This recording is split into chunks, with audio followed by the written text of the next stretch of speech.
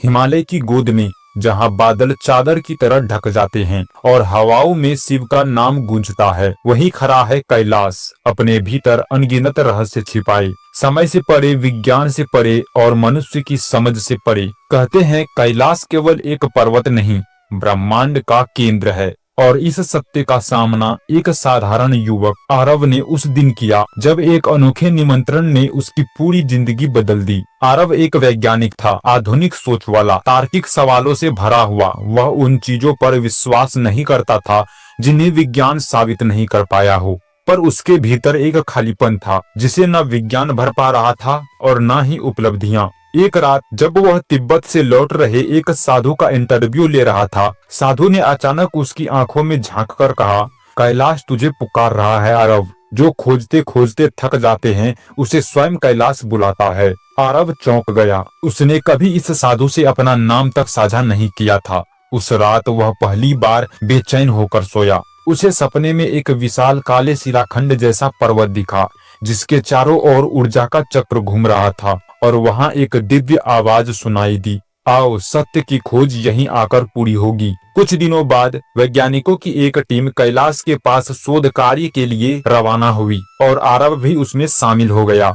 जैसे जैसे यात्रा आगे बढ़ी, उसके भीतर रहस्य और रोमांच बढ़ता गया। मानसरोवर झील के पास पहुंचकर वह स्तंभ रह गया। पानी पूरी तरह शांत था, जैसे कि दर्पण पर ब्रह्मांड की परछाई पड़ी हो। उनमें किसी अदृश्य शक्ति की हल्की हलचल महसूस होती थी। स्थानीय गाइड ने कहा, यह झील जीवित है, यह हर यात्री को पढ़ लेती है कि वह किस इरादे से आया है।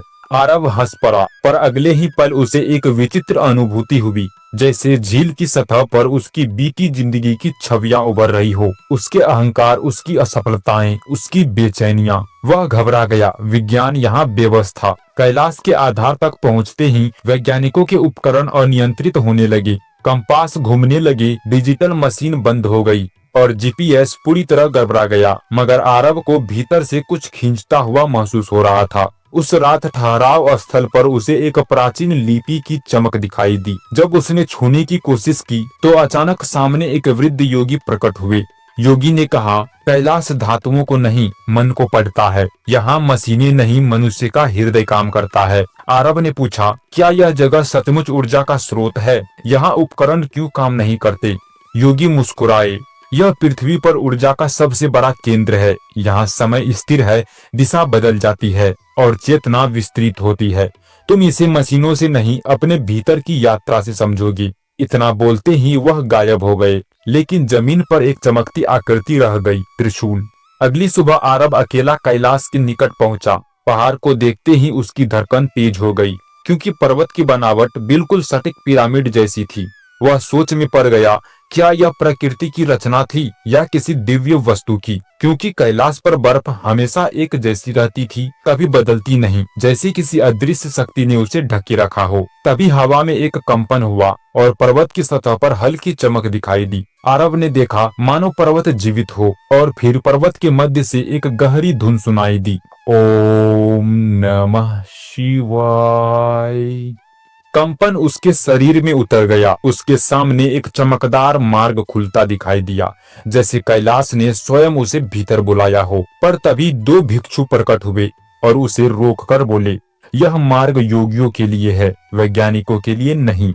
यह तुम्हारी चेतना को सह नहीं पाएगा। आरव बोला, लेकिन कैलाश ने मुझे बुलाया है। भिक्षुओं ने एक दूसरे को देखा और कहा, अगर उसने बुलाया है तो तुम सच देख सकोगी। आरव ने आंख बंद की। अचानक उसके अंदर एक तेज प्रकाश उठा और वह किसी दूसरे आयाम में था। उसे दिखाई दिया एक विशाल गुफा जिसमें शिव समाधि में बैठे थे और उनके चारों ओर अनगिनत ऋषि योनि दिव्य प्रकाश में लिपटे थे। कोई शब्द नहीं थे, सिर्फ ऊर्जा थी, सिर्फ शांति, सिर्फ अनंत का अनुभव। एक क्षण को समय रुक गया। आरव समझ गया, कैलाश कोई पर्वत नहीं, स्वयं शिव का जीवित शरीर है। यह देखकर उसका अहंकार पिघल गया, मन शांत हो गया और जीवन का अर्थ स्पष्ट हो गया। आंख खुली तो वह वापस कैलाश की तलहटी में था। भिक्षु मुस्कुरा रहे थे। एक ने पूछा, क्या देखा? आरव ने उत्तर दिया, जिस सत्य को शब्दों में नहीं बांधा जा सकता, कैलाश ने मेरा अहंकार तोड़ दिया और मुझे स्वयं से मिलवाया। वह जान चुका था कि यहाँ इंसान पर्वत को नहीं देखता,